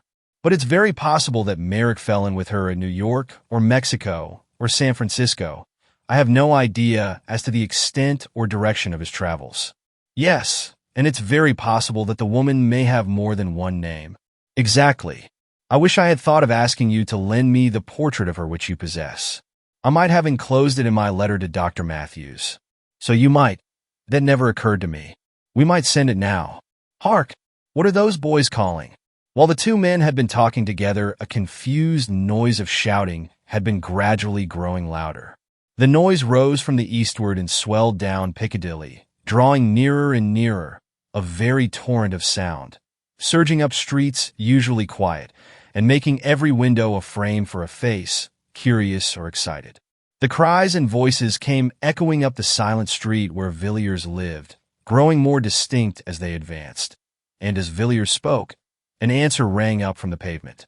"The West End horrors. Another awful suicide. Full details." Austen rushed down the stairs and bought a paper and read out the paragraph to Villiers as the uproar in the street rose and fell. The window was open, and the air seemed full of noise and terror. "Another gentleman has fallen a victim to the terrible epidemic of suicide which for the last month has prevailed in the West End. Mr. Sidney Crashaw, of Stoke House, Fulham, and King's Pomeroy, Devon, was found, after a prolonged search, hanging dead from the branch of a tree in his garden at 1 o'clock today. The deceased gentleman dined last night at the Carlton Club and seemed in his usual health and spirits. He left the club at about 10 o'clock and was seen walking leisurely up St. James's Street a little later. Subsequent to this his movements cannot be traced. On the discovery of the body medical aid was at once summoned, but life had evidently been long extinct. So far as is known, Mr. Crashaw had no trouble or anxiety of any kind. This painful suicide, it will be remembered, is the 5th of the kind in the last month. The authorities at Scotland Yard are unable to suggest any explanation of these terrible occurrences. Austin put down the paper in mute horror. I shall leave London tomorrow, he said. It is a city of nightmares. How awful this is, Villiers. Mr. Villiers was sitting by the window, quietly looking out into the street. He had listened to the newspaper report attentively, and the hint of indecision was no longer on his face. Wait a moment, Austin, he replied. I have made up my mind to mention a little matter that occurred last night. It stated, I think, that Crashaw was last seen alive in St. James's Street shortly after 10. Yes, I think so. I will look again. Yes, you are quite right. Quite so. Well, I am in a position to contradict that statement at all events. Crashaw was seen after that.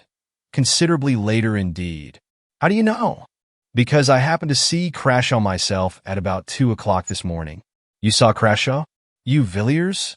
Yes, I saw him quite distinctly. Indeed, there were but a few feet between us. Where, in heaven's name, did you see him? Not far from here. I saw him in Ashley Street. He was just leaving a house. Did you notice what house it was? Yes, it was Mrs. Beaumont's. Villiers, think what you were saying. There must be some mistake. How could Crashaw be in Mrs. Beaumont's house at 2 o'clock in the morning? Surely, you must have been dreaming, Villiers. You were always rather fanciful. No, I was wide awake enough. Even if I had been dreaming, as you say, what I saw would have roused me effectually. What you saw? What did you see? Was there anything strange about Crashaw? But I can't believe it. It is impossible. Well, if you like, I will tell you what I saw, or if you please, what I think I saw, and you can judge for yourself. Very good, Villiers. The noise and clamor of the street had died away, though now and then the sound of shouting still came from the distance, and the dull, leaden silence seemed like the quiet after an earthquake or a storm. Villiers turned from the window and began speaking. I was at a house near Regent's Park last night, and when I came away the fancy took me to walk home instead of taking a hansom. It was a clear, pleasant night enough, and after a few minutes I had the streets pretty much to myself. It's a curious thing, Austin, to be alone in London at night, the gas lamps stretching away in perspective and the dead silence, and then perhaps the rush and clatter of a hansom on the stones and the fire starting up under the horses' hoofs. I walked along pretty briskly, for I was feeling a little tired of being out in the night, and as the clocks were striking 2, I turned down Ashley Street, which, is on my way. It was quieter than ever there, and the lamps were fewer. Altogether, it looked as dark and gloomy as a forest in winter. I had done about half the length of the street when I heard a door closed very softly, and naturally I looked up to see who was abroad like myself at such an hour. As it happens, there is a street lamp close to the house in question, and I saw a man standing on the step. He had just shut the door, and his face was towards me, and I recognized Crashaw directly. I never knew him to speak to, but I had often seen him, and I am positive that I was not mistaken in my man. I looked into his face for a moment, and then, I will confess the truth, I set off at a good run, and kept it up till I was within my own door. Why? Why? Because it made my blood run cold to see that man's face. I could never have supposed that such an infernal medley of passions could have glared out of any human eyes. I almost fainted as I looked. I knew I had looked into the eyes of a lost soul. Austin, the man's outward form remained, but all hell was within it. Furious lust and hate that was like fire, and the loss of all hope and horror that seemed to shriek aloud to the night, though his teeth were shut, and the utter blackness of despair. I am sure that he did not see me. He saw nothing that you or I can see, but what he saw I hope we never shall. I do not know when he died. I suppose in an hour, or perhaps 2, but when I passed down Ashley Street and heard the closing door, that man no longer belonged to this world. It was a devil's face I looked upon. There was an interval of silence in the room when Villiers ceased speaking. The light was failing, and all the tumult of an hour ago was quite hushed. Austin had bent his head at the close of the story, and his hand covered his eyes. "What can it mean?" he said at length. "Who knows, Austin, who knows? It's a black business, but I think we had better keep it to ourselves for the present at any rate. I will see if I cannot learn anything about that house through private channels of information, And if I do light upon anything, I will let you know. Chapter 7. The Encounter in Soho. 3 weeks later, Austin received a note from Villiers, asking him to call either that afternoon or the next. He chose the nearer date and found Villiers sitting as usual by the window, apparently lost in meditation on the drowsy traffic of the street. There was a bamboo table by his side, a fantastic thing, enriched with gilding and queer painted scenes, and on it lay a little pile of papers arranged and docketed as neatly as anything in Mr. Clark's office. "Well, Villiers, have you made any discoveries in the last 3 weeks?" "I think so. I have here 1 or 2 memoranda which struck me as singular, and there is a statement to which I shall call your attention." "And these documents relate to Mrs. Beaumont?" "It was really Crashaw whom you saw that night, standing on the doorstep of the house in Ashley Street. As to that matter, my belief remains unchanged, but neither my inquiries nor their results have any special relation to Crashaw. But my investigations have had a strange issue. I have found out who Mrs. Beaumont is." "Who is she? In what way do you mean?" "I mean that you and I know her better under another name." "What name is that?"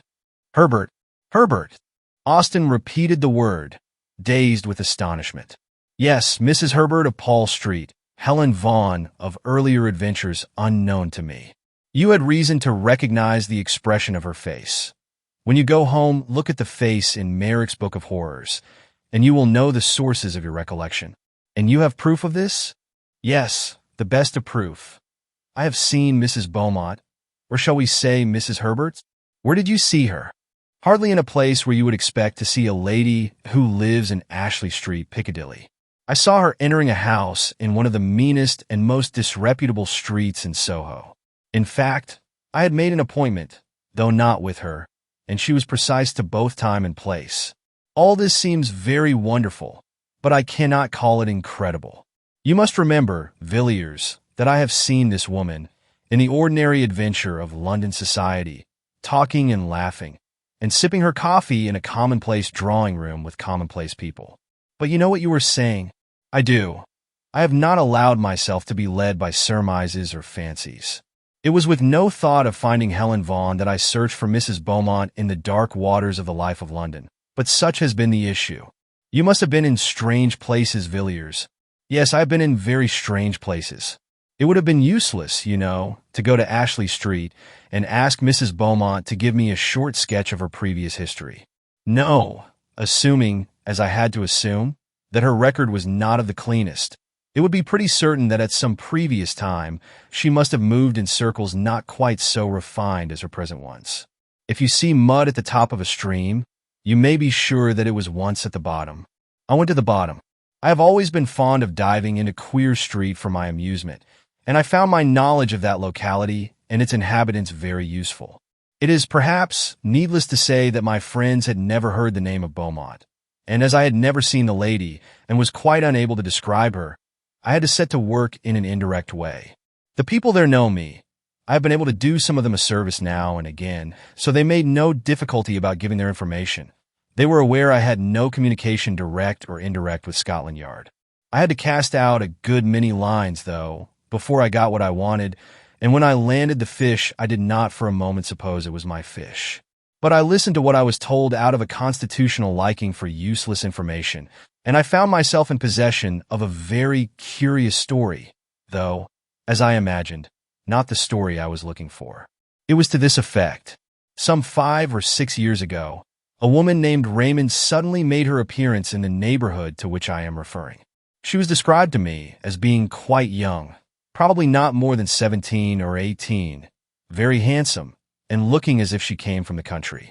I should be wrong in saying that she found her level in going to this particular quarter or associating with these people, for from what I was told, I should think the worst den in London far too good for her. The person from whom I got my information, as you may suppose, no great Puritan, shuddered and grew sick in telling me of the nameless infamies which were laid to her charge. After living there for a year, or perhaps a little more, she disappeared as suddenly as she came, and they saw nothing of her till about the time of the Paul Street case. At first she came to her old haunts only occasionally, then more frequently, and finally took up her abode there as before, and remained for 6 or 8 months. It's of no use my going into details as to the life that woman led. If you want particulars, you can look at Merrick's legacy. Those designs were not drawn from his imagination. She again disappeared, and the people of the place saw nothing of her till a few months ago. My informant told me that she had taken some rooms in a house, which he pointed out, and these rooms she was in the habit of visiting 2 or 3 times a week, and always at 10 in the morning. I was led to expect that one of these visits would be paid on a certain day about a week ago, and I accordingly managed to be on the lookout in company with my cicerone at 9:45, and the hour, and the lady came with equal punctuality. My friend and I were standing under an archway, a little way back from the street, but she saw us, and gave me a glance that I shall be long in forgetting. That look was quite enough for me. I knew Miss Raymond to be Mrs. Herbert. As for Mrs. Beaumont, she had quite gone out of my head. She went into the house, and I watched it till 4 o'clock, when she came out, and then I followed her. It was a long chase, and I had to be very careful to keep a long way in the background, and yet not lose sight of the woman. She took me down to the Strand, and then to Westminster, and then up St. James's Street, and along Piccadilly. I felt queerish when I saw her turn up Ashley Street. The thought that Mrs. Herbert was Mrs. Beaumont came into my mind, but it seemed too impossible to be true. I waited at the corner, keeping my eye on her all the time, and I took particular care to note the house at which she stopped. It was the house with the gay curtains, the home of flowers, the house out of which Crashaw came the night he hanged himself in his garden. I was just going away with my discovery, when I saw an empty carriage come round and draw up in front of the house, and I came to the conclusion that Mrs. Herbert was going out for a drive, and I was right. There, as it happened, I met a man I know, and we stood talking together a little distance from the carriageway, to which I had my back. We had not been there for 10 minutes when my friend took off his hat, and I glanced round and saw the lady I had been following all day. "Who is that?" I said, and his answer was, "Mrs. Beaumont. Lives in Ashley Street." Of course, there could be no doubt after that. I don't know whether she saw me, but I don't think she did. I went home at once, and, on consideration, I thought that I had a sufficiently good case with which to go to Clark. Why to Clark? Because I am sure that Clark is in possession of facts about this woman, facts of which I know nothing. Well, what then? Mr. Villiers leaned back in his chair and looked reflectively at Austin for a moment before he answered. My idea was that Clark and I should call on Mrs. Beaumont. You would never go into such a house as that? No, Villiers, you cannot do it. Besides, consider. What result? I will tell you soon. But I was going to say that my information does not end here. It has been completed in an extraordinary manner. Look at this neat little packet of manuscript. It is paginated, you see, and I have indulged in the civil coquetry of a ribbon of red tape. It is almost a legal air, hasn't it? Run your eye over it, Austin. It is an account of the entertainment Mrs. Beaumont provided for her choicer guests. The man who wrote this escaped with his life, but I do not think he will live many years. The doctors tell him he must have sustained some severe shock to the nerves. Austin took the manuscript but never read it. Opening the neat pages at haphazard as I was caught by a word and a phrase that followed it. And, sick at heart, with white lips and a cold sweat pouring like water from his temples, he flung the paper down. Take it away, Villiers. Never speak of this again. Are you made of stone, man? Why, the dread and horror of death itself. The thoughts of the man who stands in the keen morning air on the black platform, bound, the bell tolling in his ears, and waits for the harsh rattle of the bolt, are as nothing compared to this. I will not read it. I should never sleep again. Very good. I can fancy what you saw. Yes, it is horrible enough, but after all, it is an old story, an old mystery played in our day, and in dim London streets instead of amidst the vineyards and the olive gardens. We know what happened to those who chanced to meet the great Godpan, and those who are wise know that all symbols are symbols of something, not of nothing. It was, indeed, an exquisite symbol beneath which men long ago veiled their knowledge of the most awful, most secret forces which lie at the heart of all things. Forces before which the souls of men must wither and die and blacken, as their bodies blacken under the electric current. Such forces cannot be named, cannot be spoken, cannot be imagined except under a veil and a symbol to the most of us appearing a quaint, poetic fancy, to some a foolish tale. But you and I, at all events, have known something of the terror that may dwell in the secret place of life, manifested under human flesh, that which is without form taking to itself a form. Oh, Austin, how can it be? How is it that the very sunlight does not turn to blackness before this thing, the hard earth melt and boil beneath such a burden? Villiers was pacing up and down the room, and the beads of sweat stood out on his forehead.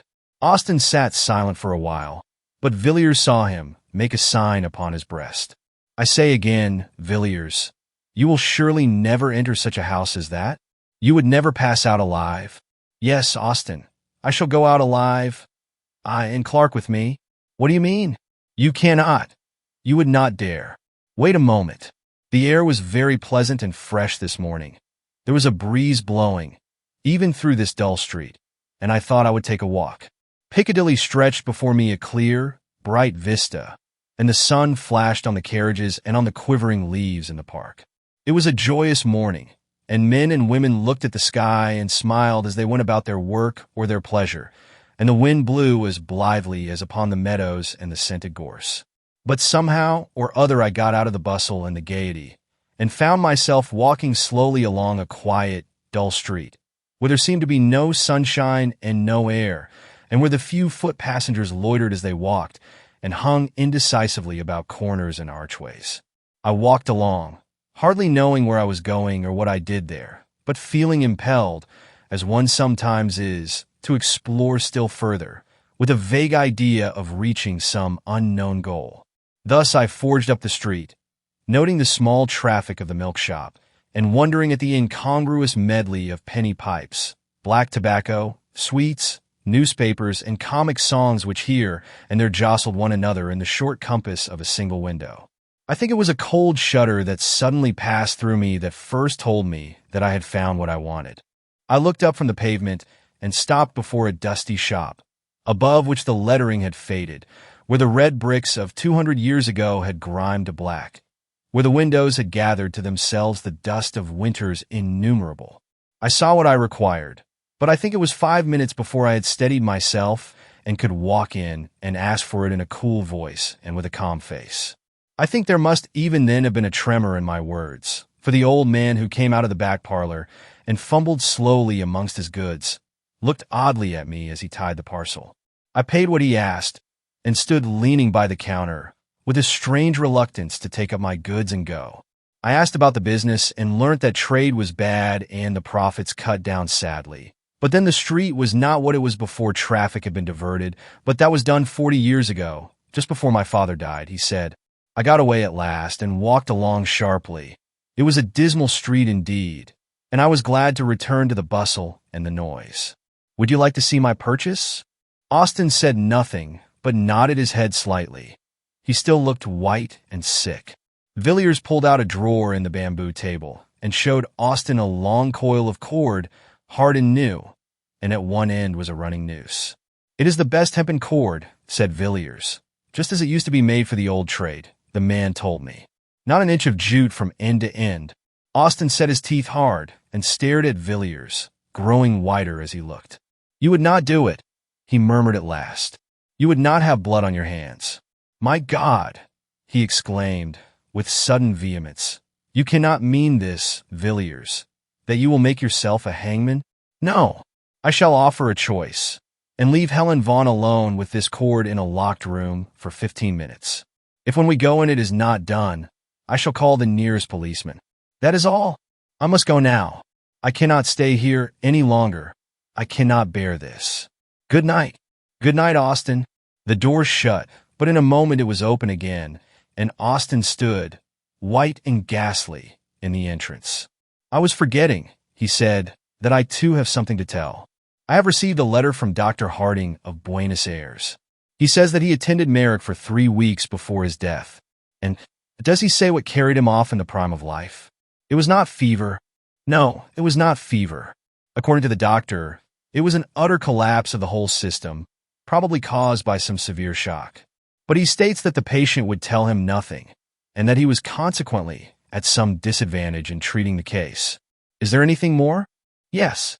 Dr. Harding ends his letter by saying, I think this is all the information I can give you about your poor friend.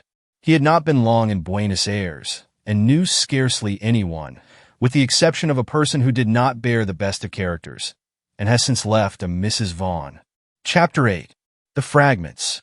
Amongst the papers of the well-known physician, Dr. Robert Matheson, of Ashley Street, Piccadilly, who died suddenly of apoplectic seizure at the beginning of 1892, a leaf of manuscript paper was found, covered with pencil jottings.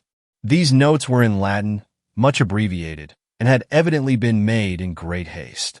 The MS was only deciphered with difficulty, and some words have up to the present time evaded all the efforts of the expert employed. The date, XXV July 1888, is written on the right-hand corner of the MS. The following is a translation of Dr. Matheson's manuscript. Whether science would benefit by these brief notes if they could be published, I do not know, but rather doubt. But certainly, I shall never take the responsibility of publishing or divulging one word of what is here written, not only on account of my oath given freely to those two persons who were present, but also because the details are too abominable. It is probably that upon mature consideration, and after weighing the good and evil, I shall one day destroy this paper, or at least leave it under seal to my friend D, trusting in his discretion to use it or to burn it, as he may think fit. As was befitting, I did all that my knowledge suggested to make sure that I was suffering under no delusion. At first astounded, I could hardly think, but in a minute's time I was sure that my pulse was steady and regular, and that I was in my real and true senses. I then fixed my eyes quietly on what was before me. Though horror and revolting nausea rose up within me, and an odor of corruption choked my breath, I remained firm. I was then privileged or accursed, I dare not say which, to see that which was on the bed, lying there black like ink, transformed before my eyes. The skin and the flesh and the muscles and the bones and the firm structure of the human body that I had thought to be unchangeable and permanent as adamant began to melt and dissolve. I know that the body may be separated into its elements by external agencies, but I should have refused to believe what I saw. For here there was some internal force, of which I knew nothing, that caused dissolution and change. Here too was all the work by which man had been made repeated before my eyes. I saw the form waver from sex to sex, dividing itself from itself, and then again reunited. Then I saw the body descend to the beasts whence it ascended, and that which was on the heights go down to the depths, even to the abyss of all being. The principle of life, which makes organism, always remained, while the outward form changed. The light within the room had turned to blackness, not the darkness of night, in which objects are seen dimly, for I could see clearly and without difficulty. But it was the negation of light. Objects were presented to my eyes, if I may say so, without any medium, in such a manner that if there had been a prism in the room, I should have seen no colors represented in it. I watched, and at last I saw nothing but a substance as jelly. Then the ladder was ascended again. Here the MS is illegible. For one instance I saw a form, shaped in dimness before me, which I will not farther describe. But the symbol of this form may be seen in ancient sculptures, and in paintings which survive beneath the lava, too foul to be spoken of, as a horrible and unspeakable shape, neither man nor beast, was changed into human form. There came finally death. I who saw all this, not without great horror and loathing of soul, here write my name, declaring all that I have said on this paper to be true. Robert Matheson, Med. Doctor. Such, Raymond, is the story of what I know and what I have seen. The burden of it was too heavy for me to bear alone, and yet I could tell it to none but you. Villiers, who was with me at the last, knows nothing of that awful secret of the wood, of how what we both saw die, lay upon the smooth, sweet turf amidst the summer flowers, half in sun and half in shadow, and holding the girl Rachel's hand, called and summoned those companions, and shaped in solid form, upon the earth we tread upon, the horror which we can but hint at, which we can only name under a figure. I would not tell Villiers of this, nor of that resemblance, which struck me as with a blow upon my heart, when I saw the portrait, which filled the cup of terror at the end. What this can mean I dare not guess. I know that what I saw perish was not Mary, and yet in the last agony Mary's eyes looked into mine. Whether there could be anyone who can show the last link in this chain of awful mystery, I do not know, but if there be anyone who can do this, you, Raymond, are the man. And if you know the secret, it rests with you to tell it or not, as you please. I am writing this letter to you immediately on my getting back to town. I have been in the country for the last few days. Perhaps you may be able to guess in which part. While the horror and wonder of London was at its height, for Mrs. Beaumont, as I have told you, was well known in society, I wrote to my friend Dr. Phillips, giving some brief outline, or rather hint, of what happened, and asking him to tell me the name of the village where the events he had related to me occurred. He gave me the name, as he said with the less hesitation, because Rachel's father and mother were dead, and the rest of the family had gone to a relative in the state of Washington 6 months before. The parents, he said, had undoubtedly died of grief and horror caused by the terrible death of their daughter, and by what had gone before that death. On the evening of the day which I received Philip's letter, I was at Carmaine, and standing beneath the moldering Roman walls, white with the winters of 1700 years, I looked over the meadow where once had stood the older temple of the god of the deeps, and saw a house gleaming in the sunlight. It was the house where Helen had lived. I stayed at Carmaine for several days. The people of the place I found knew little and had guessed less. Those whom I spoke to on the matter seemed surprised that an antiquarian, as I profess myself to be, should trouble about a village tragedy, of which they gave a very commonplace version, and as you may imagine, I told nothing of what I knew. Most of my time was spent in the great wood that rises just above the village and climbs the hillside, and goes down to the river in the valley, such another long, lovely valley, Raymond, as that on which we looked one summer night, walking to and fro before your house. For many an hour I strayed through the maze of the forest, turning now to right and now to left, pacing slowly down long alleys of undergrowth, shadowy and chill, even under the midday sun, and halting beneath great oaks, lying on the short turf of a clearing where the faint sweet scent of wild roses came to me on the wind and mixed with the heavy perfume of the elder, whose mingled odor is like the odor of the room of the dead, a vapor of incense and corruption. I stood at the edges of the wood, gazing at all the pomp and procession of the foxgloves towering amidst the bracken and shining red in the broad sunshine, and beyond them into deep thickets of close undergrowth where springs boil up from the rock and nourish the water weeds, dank and evil. But in all my wanderings I avoided one part of the wood. It was not till yesterday that I climbed to the summit of the hill and stood upon the ancient Roman road that threads the highest ridge of the wood. Here they had walked, Helen and Rachel, along this quiet causeway, upon the pavement of green turf, shut in on either side by high banks of red earth and tall hedges of shining beech, and here I followed in their steps, looking out, now and again, through partings in the boughs, and seeing on one side the sweep of the wood stretching far to right and left, and sinking into the broad level, and beyond, the yellow sea and the land over the sea. On the other side was the valley and the river and hill following hill, as wave on wave, and wood and meadow and cornfield, and white houses gleaming, and a great wall of mountain, and far blue peaks in the north. And so at last I came to the place. The track went up a gentle slope, and widened out into an open space with a wall of thick undergrowth around it, and then, narrowing again, passed on into the distance and the faint blue mist of summer heat. And into this pleasant summer glade Rachel passed a girl, and left it, who shall say what? I did not stay long there. In a small town near Carmaine, there is a museum, containing for the most part Roman remains which have been found in the neighborhood at various times. On the day after my arrival in Carmaine, I walked over to the town in question, and took the opportunity of inspecting the museum. After I had seen most of the sculptured stones, the coffins, rings, coins, and fragments of tessellated pavement which the place contains, I was shown a small square pillar of white stone, which had been recently discovered in the wood of which I have been speaking, and, as I found on inquiry, in that open space where the Roman road broadens out. On one side of the pillar was an inscription, of which I took a note. Some of the letters have been defaced, but I do not think there can be any doubt as to those which I supply. The inscription is as follows. Vt. Fla vivius vit.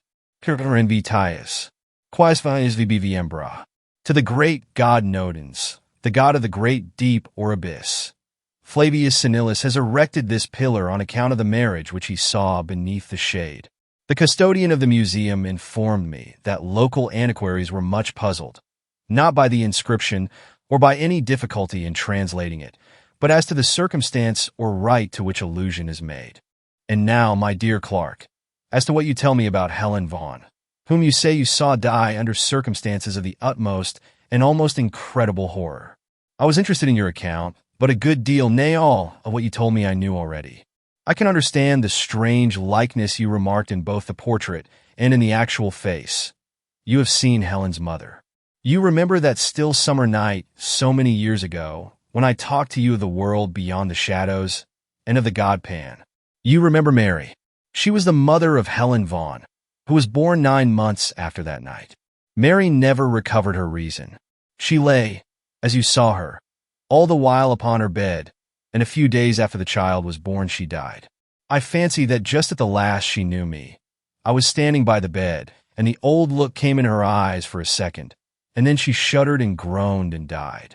It was an ill work I did that night when you were present. I broke open the door of the house of life without knowing or caring what might pass forth or enter in. I recollect your telling me at the time, sharply enough, and rightly too in one sense, that I had ruined the reason of a human being by a foolish experiment, based on an absurd theory. You did well to blame me, but my theory was not all absurdity. What I said Mary would see she saw, but I forgot that no human eyes can look on such a sight with impunity. And I forgot, as I have just said, that when the house of life is thus thrown open, there may enter in that for which we have no name, and human flesh may become the veil of a horror one dare not express. I played with energies which I did not understand. You have seen the ending of it. Helen Vaughn did well to bind a cord about her neck and die, though the death was horrible. The blackened face, the hideous form upon the bed, changing and melting before your eyes from woman to man, from man to beast, and from beast to worse than beast, all the strange horror that you witness surprises me but little. What you say the doctor whom you sent for saw and shuddered at I noticed long ago. I knew what I had done the moment the child was born, and when it was scarcely 5 years old I surprised it, not once or twice but several times with a playmate. You may guess of what kind. It was for me a constant, an incarnate horror, and after a few years I felt I could bear it no more, and I sent Helen Vaughn away. You know now what frightened the boy in the wood. The rest of the strange story, and all else that you tell me, as discovered by your friend, I have contrived to learn from time to time, almost to the last chapter. And now Helen is with her companions. The end. Note that Helen Vaughn was born on August 5th, 1865, at the Red House, Breconshire, and died on July 25th, 1888, in her house in a street off Piccadilly, called Ashley Street in the story. And that concludes The Great God Pan by Arthur Machen, a tale of horror, mystery, and the unknown. This chilling story has left readers unsettled for over a century, with its eerie atmosphere and terrifying implications about the limits of human knowledge. I hope you enjoyed this haunting journey into the supernatural. If you did, don't forget to like, share, and subscribe to the channel for more classic horror and mystery audiobooks. Your support helps bring more timeless stories to life. Let me know in the comments what you thought of the book. Did its unsettling themes stay with you? And if you have suggestions for the next audiobook, I'd love to hear them. Thank you for listening, and I'll see you in the next audiobook.